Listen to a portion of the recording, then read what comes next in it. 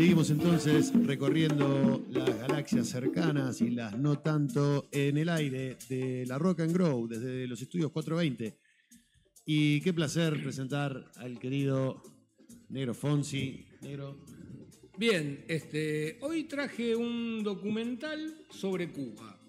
Bien, ¿Sí? seguimos con la línea. Seguimos con la línea, tiene que ver con su historia, su presente y su posible porvenir.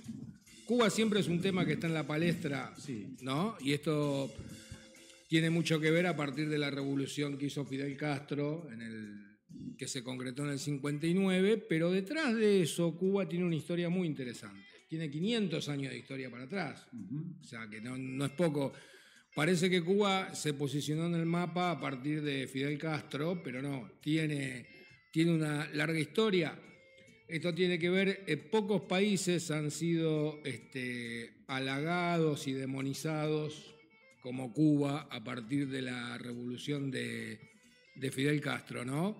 De hecho, es muy difícil que dos personas con dos posturas distintas sobre la isla puedan, digamos, no ya ponerse de acuerdo, sino hasta entablar un diálogo sin que vuelen los sillazos, ¿no?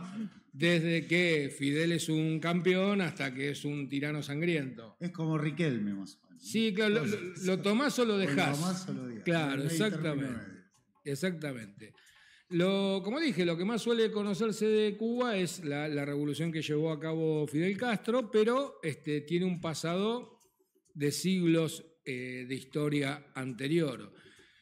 Hay que decir que antes de la revolución, del alzamiento de Fidel Castro, hubo al menos dos levantamientos con características muy parecidas y muchos años de disturbios que finalmente coronan la revolución de Fidel. No es que Cuba era un pueblo dormido hasta que apareció Fidel Castro, nada que ver, nada que ver. Bueno, empecemos. Cuba es la isla más grande del Caribe. Está a 150 kilómetros de Miami, afortunada o lamentablemente, para ellos, ¿no? Según como lo miren. Según como lo mires, todo acá es según como lo mires, ¿no? Eso es lo que te da Cuba. Depende de dónde te miras. Es como lo mires. Sí. Bueno, Cristóbal es uno de los primeros lugares donde Cristóbal Colón desembarca, ¿sí? Cuando nos descubre, vamos a llamarlo, y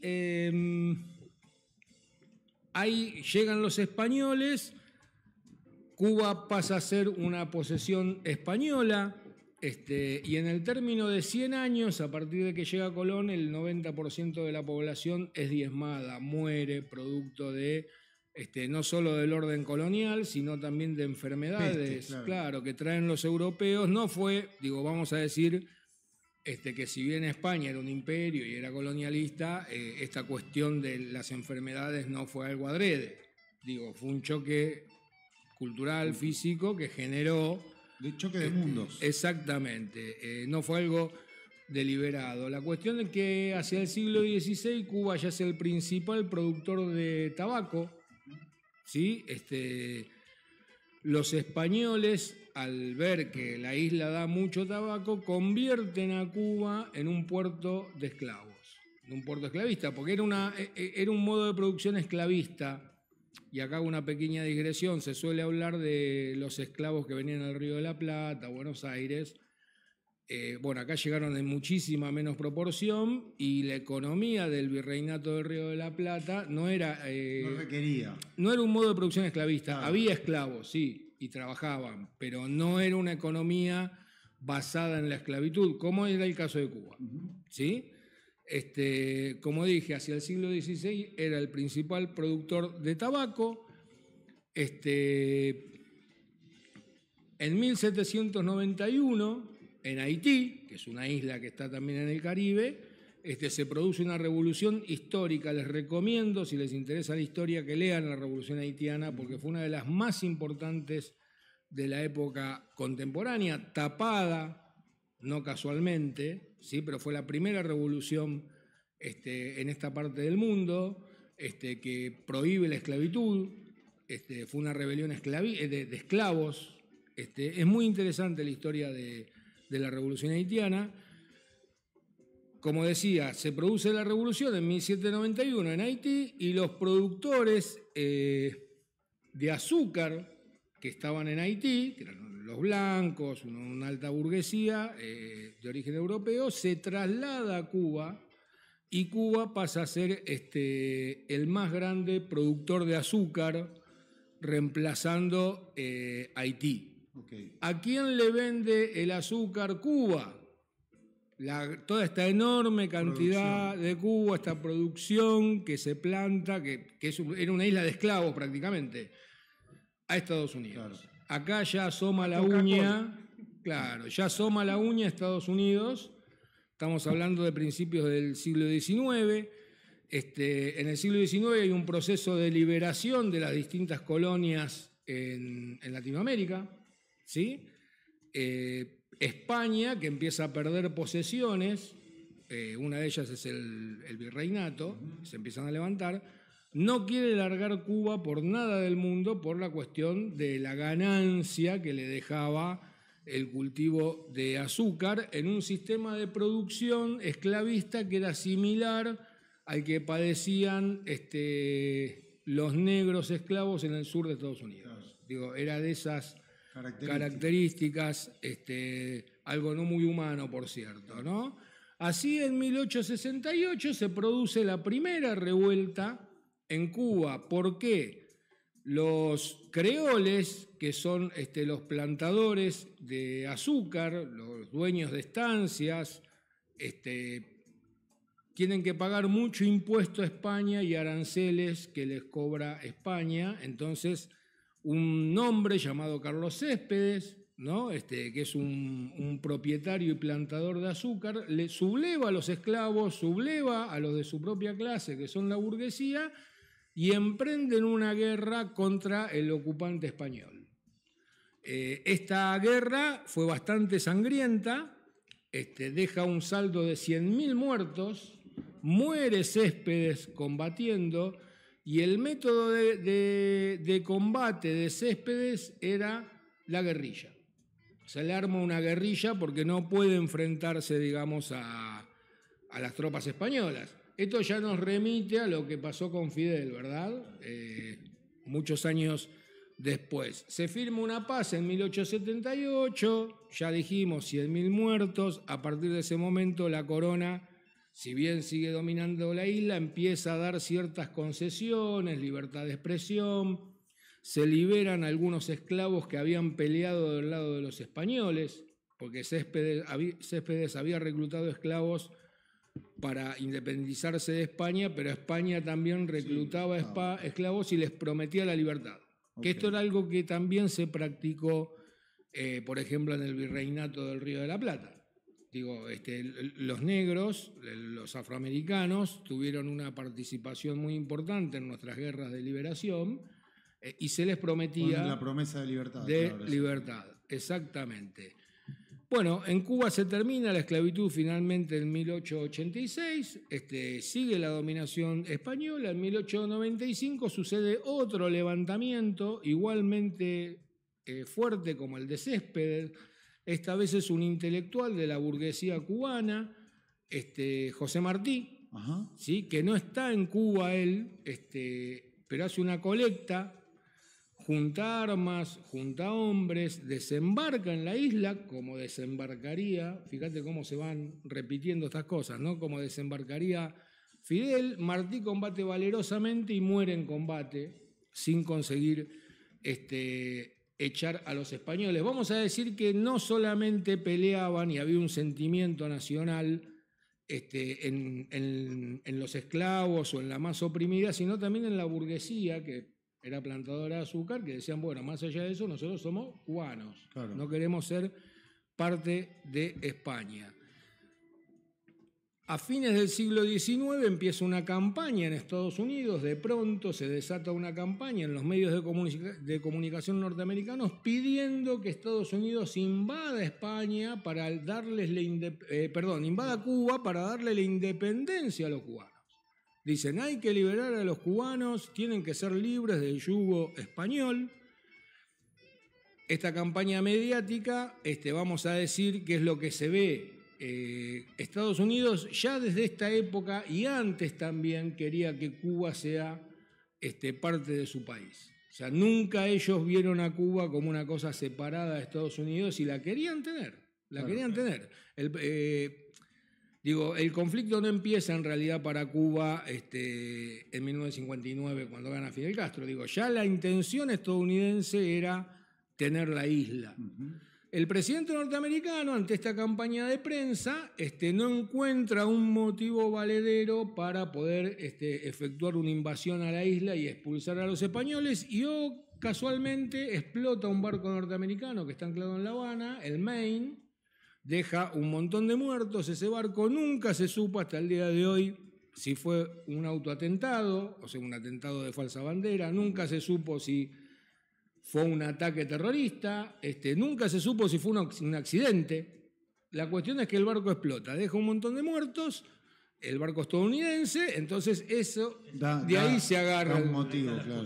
Sí, recordemos que esto también pasa exactamente. Pearl Harbor. En el 9/11 sospechosamente parecido, en Pearl Harbor creo que prácticamente está probado que fue un... Vengan. Sí, fue, miren chicos, tiren acá. Sí, acá estamos. Claro, acá estábamos. Bueno, Estados Unidos desembarca en la isla, expulsa a España, es la última posesión de España que cae. España deja de ser imperio a partir de la caída de Cuba.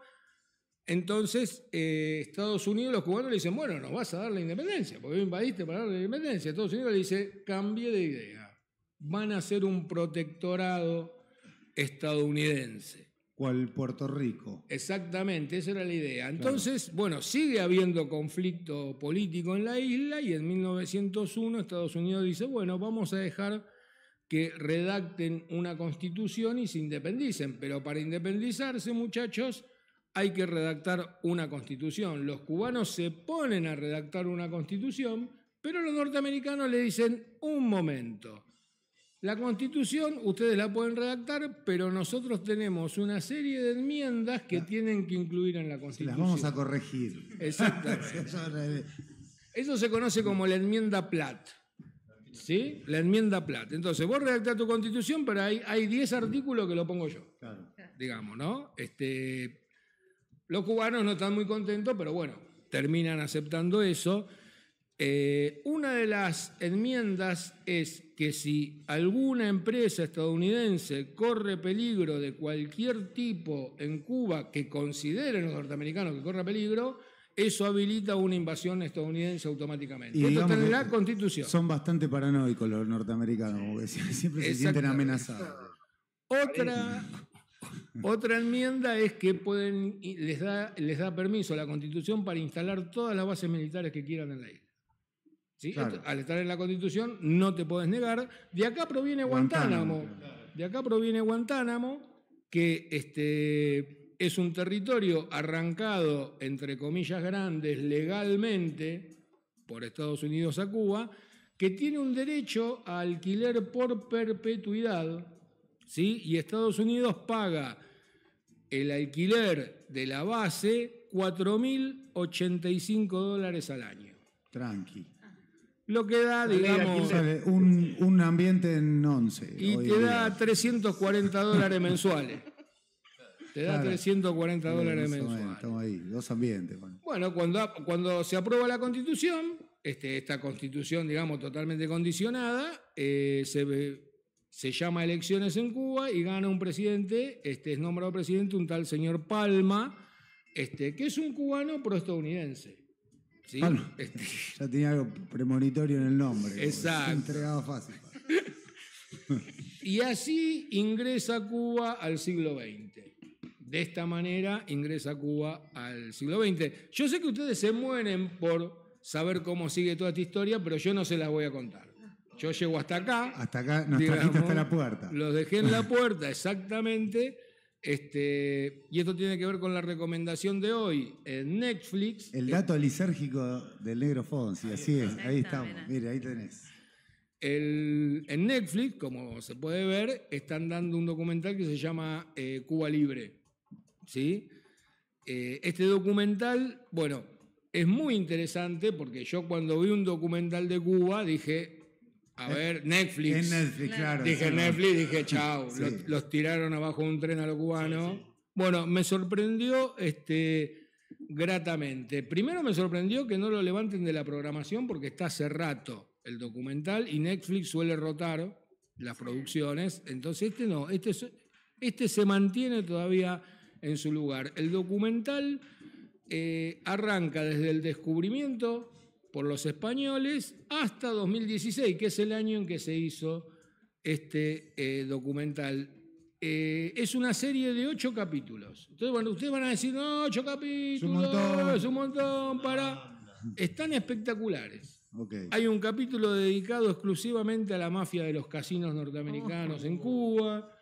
Bueno, por supuesto está la revolución de Fidel Castro. ¿Qué duración tiene cada capítulo? No, 1 hora aproximadamente. Ah, tranqui. Sí, tranqui. Es para verlo, digamos, a mí como me encanta el tema. Yo lo vi 2 veces. Ah, bien. Quiero aclarar. Ah, bien. Lo vi 2 veces porque o sea, es tanta información que dije, no, pará. ¡Pum! Fuimos de nuevo. El documental contiene fotografías, fragmentos de películas, 50 entrevistas, de las cuales 12 son historiadores. Y lo bueno que tiene, y esto yo les doy un consejo para cuando vean documentales políticos, fíjense de qué lado se cuenta la historia. Yo, por ejemplo, veo muchos documentales de Vietnam y en el 99% hablan solamente los norteamericanos. Claro. Ya sean soldados, ya sean oficiales. Debo decir, periodistas. Sí. Y me la estás contando de un solo lado, sí, maestro. O sea, está todo bien, pero me la estás contando de un solo lado. Los documentales son ricos cuando están las dos partes. Las dos partes. Por eso hay un documental que estuvo en Netflix que se llama La Guerra de Vietnam, de 10 capítulos. Y es un documental muy interesante porque ese documental de Vietnam hablan los vietnamitas y hablan los norteamericanos. Pero es poco de eso en lo que hay. La mayoría de lo que yo he visto es todo norteamericano. Y en este documental, afortunadamente, hablan muchos europeos, alemanes, españoles, norteamericanos, historiadores. España tiene una presencia en Cuba importante. Tiene todos los puntos de vista. Después uno saca sus conclusiones. Sí. Pero digo, tiene todos los puntos de vista. Por ejemplo, ¿quiénes hablan? Juan Antonio Rodríguez Menier, ex jefe del servicio secreto de Fidel Castro, y habla Nikolai Leonov, jefe de la KGB en América Latina desde 1953. Ok. ¿Sí? En ese momento. 2 pesados. Mal. Son tipos sí. Están del otro lado del mostrador, digamos. Pesados, ¿no? sí. Habla una ex amante de Fidel Castro. Sí. No. Bien. Tremendo. Habla Cynthia Duncan, que es la nieta del jefe mafioso Meyer Lansky, ¿sí? Judío estadounidense, que era lo que componía el juego, la mafia de los casinos en Cuba, que algo se puede ver en El Padrino, claro, la segunda parte. Exactamente. ¿Sí? Bueno, hablan un novelista, habla Egon Krenz, el último jefe de Estado de la Alemania Oriental, de Alemania del Este, amigo personal de Fidel Castro y de Raúl Castro. Como dije, no van a coincidir, ¿sí? No van a coincidir. A mí me encantó el documental, hubo cosas que me gustaron, hubo cosas que no me gustaron, ¿sí? Y el documental está bueno porque echa luz sobre un hecho muy importante que se suele omitir en las discusiones de bar, y que es, si Cuba no era de Estados Unidos, no era. Claro. ¿Se entiende? Recordemos que Fidel Castro, cuando toma el poder en Cuba, él no era comunista, digamos, más bien tenía un discurso como de un liberalismo, un nacionalismo revolucionario, un liberalismo de izquierda, y después, a partir de las presiones norteamericanas y del intento de invasión en Bahía Cochinos, golpea la puerta de la Unión Soviética. Claro, es como que lo empujan, sí. y este dato se suele omitir a veces porque dicen, no, mirá, Fidel Castro eligió el comunista, está bien, pero Estados Unidos a Cuba nunca le dio la opción de negociar. Nunca Estados Unidos le dijo, bueno, a ver... Siempre por la fuerza. Claro, es vos sos mío. Y no hay otra. No hay otra. Claro. Entonces, ante el vos sos mío y no hay otra, aparece en el contexto de la Guerra Fría la Unión Soviética. Esto se lo suele dejar de lado. Yo tengo mis críticas hacia Cuba, me parece que es un sistema que dista mucho de ser perfecto, pero hay que entender el contexto. Una cosa es que vos puedas decidir soberanamente y otra cosa es que, y no hablo del bloqueo, no me refiero estrictamente al bloqueo, me refiero a la presión política de que o vas a ser, claro, sí, vas a ser mío o no vas a ser, ¿no? El documental, si les interesa el tema histórico y político, es extraordinario, está muy bien hecho. Aprovechen antes que lo levanten de Netflix, también se puede torrentear fácilmente. Exactamente, bueno, tomamos nota del dato lisérgico, la recomendación del Negro Fonsi. Gracias, Negro. No, por nada. Gracias. Impresionante. Y para irnos, ¿con qué nos vamos? ¿Qué elegimos hoy? Elegí una banda que hace una militancia cultural, ¿sí? Que tiene mucho que ver con lo político. Es una banda norteamericana, no se asombren, pero es una banda muy antiautoritaria, una banda de izquierda, una banda que ha hecho un montón de recitales y ha donado las recaudaciones a asociaciones intermedias, estuvo en Argentina, acá cuando vinieron le regalaron 300 entradas a los de la fábrica Sanón, ¿sí? Para que se repartan las entradas y las puedan vender. Rage Against the Machine. Rage Against the Machine. Furia contra la máquina. Exacto. Ahí va.